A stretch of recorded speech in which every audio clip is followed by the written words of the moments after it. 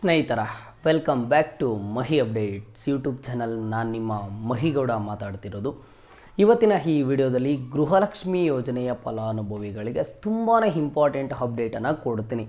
ಇವತ್ತಿನ ಈ ಅಪ್ಡೇಟನ್ನು ಕೇಳಿದ್ದ ಆದಮೇಲೆ ನಿಮಗೇನ ಒಂದಿಷ್ಟು ಖುಷಿ ಆದರೆ ಆಗುತ್ತೆ. ವಿಡಿಯೋನ ಕಂಪ್ಲೀಟಾಗಿ ವಾಚ್ ಮಾಡಿ. ನೀವು ಸೆಂಟ್ರಲ್ ಸ್ಕಿಪ್ ಮಾಡ್ತಾ ಹೋಗಿದ್ದೀರಾ ಅಂತ ಅಂದರೆ ಇನ್ಫಾರ್ಮೇಷನ್ ಕಂಪ್ಲೀಟಾಗಿ ಅರ್ಥ ಆಗಲ್ಲ.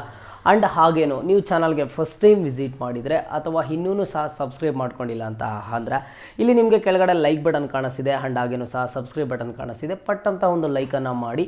ಆ್ಯಂಡ್ ಹಾಗೇನು ಸಹ ತಪ್ಪದೇ ಸಬ್ಸ್ಕ್ರೈಬನ್ನು ಮಾಡಿಕೊಂಡು ಇದೇ ಥರದ ಎಲ್ಲ ಹೆಚ್ಚಿನ ಅಪ್ಡೇಟ್ಸನ್ನು ಪಡ್ಕೊಳ್ಳಿ. ನೋಡಿ, ಗೃಹಲಕ್ಷ್ಮಿ ಯೋಜನೆಯ ಫಲಾನುಭವಿಗಳಿಗೆ ಇದುವರೆಗೂ ಸಹ 9 ಕಂತು ಹಣ ರಿಸೀವ್ ಆಗಿದೆ. ಆ್ಯಂಡ್ ಇನ್ನು ಕೆಲವೊಂದಿಷ್ಟು ಫಲಾನುಭವಿಗಳಿಗೆ 10ನೇ ಕಂತು ಹಣ ಜಮಾ ಆಗಿದೆ. ಬಟ್ ಯಾರಿಗಾದರೆ 10ನೇ ಕಂತು ಹಣ ಜಮಾ ಆಗಿಲ್ವೋ ಅಂತಹ ಫಲಾನುಭವಿಗಳು ಪ್ರತಿನಿತ್ಯನೂ ಸಹ ಅವರ ಒಂದು ಮೊಬೈಲಲ್ಲಿ ಬ್ಯಾಂಕ್ ಬ್ಯಾಲೆನ್ಸನ್ನು ಚೆಕ್ ಮಾಡ್ತಾರೆ. ಕೆಲವೊಂದಿಷ್ಟು ಫಲಾನುಭವಿಗಳು ಬ್ಯಾಂಕ್ಗೆ ಹೋಗ್ತಾರೆ, 10ನೇ ಕಂತು ಹಣ ಬಂದಿದೆಯಾ ಏನು ಅಂತ ಹೇಳಿಬಿಟ್ಟು. ಆ್ಯಂಡ್ ಹಾಗೇನು ಸಹ ನನಗೆ ರಿಪೀಟೆಡಾಗಿ ಕಮೆಂಟ್ಸ್ ಆದರೆ ಬರ್ತಿದ್ದಾವೆ, ಸರ್ ನನಗೆ 10ನೇ ಕಂತು ಹಣ ಬಂದಿಲ್ಲ ಯಾಕೆ ಸರ್ ಅಂತ ಹೇಳಿಬಿಟ್ಟು. ಆ್ಯಂಡ್ ಇನ್ನೂ ಕೆಲವೊಂದಿಷ್ಟು ಫಲಾನುಭವಿಗಳು ಏನು ಕೇಳ್ತಾರೆ ಗೊತ್ತಾ, ಸರ್ ನಮ್ಮ ಪಕ್ಕದ ಮನೆಯವ್ರಿಗೆ ಬಂತು ಸರ್, ನನಗೆ ಗೊತ್ತಿರೋ ಫ್ರೆಂಡ್ಸಿಗೆ ಬಂತು ಸರ್, ನನಗೆ ಯಾಕೆ ಸರ್ ಬರಲಿಲ್ಲ 10ನೇ ಕಂತು ಹಣ ಅಂತ ಹೇಳಿಬಿಟ್ಟು.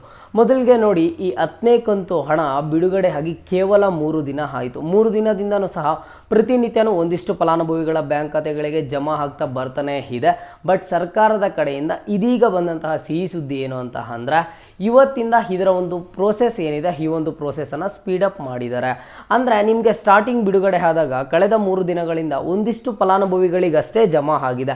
ಈಗ 20 to 25% ಅಷ್ಟು ಫಲಾನುಭವಿಗಳಿಗೆ 10ನೇ ಕಂತು ಹಣ ಆದರೆ ಜಮಾ ಆಗಿದೆ. ಬಟ್ ಈಗ ರಿಮೈನಿಂಗ್ ಇರುವಂತಹ ಫಲಾನುಭವಿಗಳಿಗೆ ಆದಷ್ಟು ಬೇಗ ಇದರ ಒಂದು ಪ್ರೋಸೆಸನ್ನು ಕಂಪ್ಲೀಟ್ ಮಾಡ್ತಾರಂತೆ. ವಿತಿನ್ 10 ಡೇಸ್ ಒಳಗಡೆ ನಿಮ್ಮ ಒಂದು ಬ್ಯಾಂಕ್ ಖಾತೆಗೂ ಜಮಾ ಆಗುತ್ತೆ. ಇವತ್ತೇ ಬರ್ಬೋದು, ನಾಳೆನೇ ಬರ್ಬೋದು. ಇವತ್ತಿಂದ ಪ್ರತಿದಿನವೂ ಸಹ ಒಂದಿಷ್ಟು ಲಕ್ಷ ಫಲಾನುಭವಿಗಳ ಬ್ಯಾಂಕ್ ಖಾತೆಗಳಿಗೆ ಜಮಾ ಆಗುತ್ತೆ. ಹಾಗಾಗಿ ಫಲಾನುಭವಿಗಳು ಸ್ವಲ್ಪ ವೆಯ್ಟ್ ಮಾಡಿ. ನೀವು ಈಗಾಗಲೇ 9 ಕಂತು ಹಣ ಪಡ್ಕೊಂಡಿದ್ದೀರಾ, ನನ್ನ ಪ್ರಕಾರ ನೀವೇನೇ ಲಕ್ಕಿ ಅಂತ ಹೇಳ್ಬೋದು. ಯಾಕಂತ ಅಂದರೆ ಇಲ್ಲಿ ಕೆಲವೊಂದಿಷ್ಟು ಫಲಾನುಭವಿಗಳಿಗೆ ಕೇವಲ 4 ಕಂತು ಹಣ ಬಂದಿದೆ, 5 ಕಂತು ಹಣ ಬಂದಿದೆ, ಇನ್ನು ರಿಮೈನಿಂಗ್ ಬಂದಿಲ್ಲ.